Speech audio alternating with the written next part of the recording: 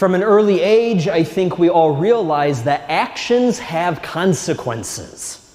So when we do something wrong, there's a little bit of a price that we usually have to pay. I remember that when I would hit my sister as a young kid, well, that would usually mean that I'd have to say I'm sorry and then go sit in the corner for about 15 minutes. Or if I said a bad word, or if any of us said a bad word, maybe our moms made us wash our mouths out with soap and water.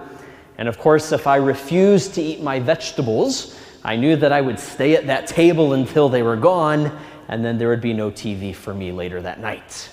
We know that there are consequences for our actions. There are things that we do, and then sometimes we have to pay a price, we have to make amends, we have to atone for our wrongdoing. Well, I think this idea is what we see in that first reading today from the prophet Micah. It begins with God accusing his people, and he does it rightfully so. Because earlier in the book, we hear that the people have rulers that are unjust, they are worshiping idols, they are speaking falsehoods, and they have turned away from their God. And God reminds them that they have done all of these things despite the fact that God has been faithful. God led his people out of Egypt. He led them into the promised land, and yet they still continue to do wrong. And so with this accusation, the people come to God, they come before God, kind of like I did probably as a kid, with my eyes kind of cast down, tail between their legs, expecting some sort of punishment, expecting that they would have to do something. They would have to do some consequence for their unjust actions. And so they say, okay, God, what do we have to do? Should we offer a sacrifice? Should we make an offering? How many calves, how many rams, how much oil should we give you because of what we have done? And very interestingly, God says, you know what? I don't want any of that. That's not what I desire from you. And it's not because it's not good enough. It's not even because God is angry with his people. But I think it's because God expects more. He wants something else. He doesn't want something superficial. He doesn't want some external tit for tat or consequence. But God desires an inner conversion. He desires a real change, a real transformation in the life of the people. He wants them to live in virtue. He wants them to do the right, to love goodness, and to walk humbly with their God. God tells the people, he tells us, that this is how we are to act. This is the real sacrifice that we are called to make. It's what God desires for us because it's what brings life and happiness. Not just life and happiness to God, but life and happiness to each and every one of us. Life and happiness to all people in the world. So God invites us to do the right, to treat others with justice. Maybe it means welcoming the stranger. Maybe it means respecting those who look different, talk different, think different from us. It's about doing what is true, not swayed by politics, not swayed by ideology, not even swayed by what is popular, but to do that which is right, that which is based upon the truth, that which is based upon God. We are invited to do the right. And then God says, love goodness. He invites us to look at all people and see them as good. To look at all places and see them as good.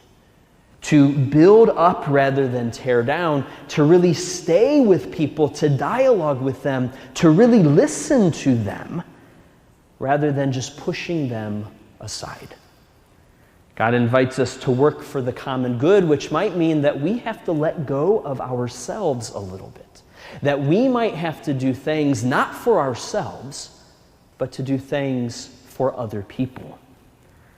God asks us to love goodness. And then finally, God asks us simply to walk humbly with him, to find God in all things, to be united in God, to be united to God in prayer. Prayer for ourselves, prayer for others, prayers for the world.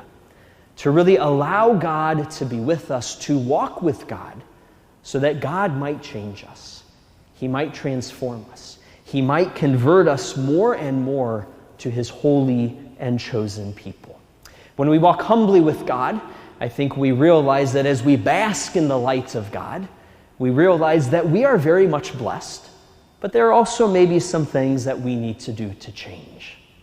And we simply look at God who is with us, we are walking beside, and we find that we do have the courage, we do have the grace given to us that we can change our lives. God invites us to walk humbly with him. I think all of this is eventually summed up in the New Testament when Jesus comes and gives us that new law of love. Love for God and love for neighbor. To live, to do all things in the love of God, in memory of God who first loved us, in remembrance of Jesus who loved us even to the cross, in imitation to Jesus who has shown us the way to love, who has shown us the path that we are to follow. I find it interesting in the gospel today that Jesus gives an example of those who are outside of the community, and yet those who did the good, who loved justice, who walked with God. He says the Ninevites converted at the preaching of Jonah. The queen of the south knew that Solomon's wisdom was remarkable. And he says they're good, but each of us have been touched by God. Each of us have known the presence of the risen Lord in our lives, and because of that, we should know better. We should do better, simply because our lives have been changed by the passion, the death, and the resurrection of the Lord. You know, it's a good thing to attend Mass. It's a good thing to watch a live stream. It's a good thing to say, yeah, I'm a Christian, I'm a Catholic. But God also wants us to back up all of those things by the way we react to others, by the way we speak to others, by the way we live our lives. Just as Jesus did on the cross, just as Jesus continues to do in the Eucharist, we are called to become the body and blood of the Lord, not just in words, but in our actions, in our deeds, in all that we do. So, brothers and sisters, let's pray this morning that the words of Micah, the prophet, might fall on our ears that are attentive, on our minds that are open, our hearts that are ready to receive, our hands and feet that are ready to do the work of the Lord. Let's pray that we might do what the Lord asks of us, to do the right, to love goodness, to walk humbly with our God.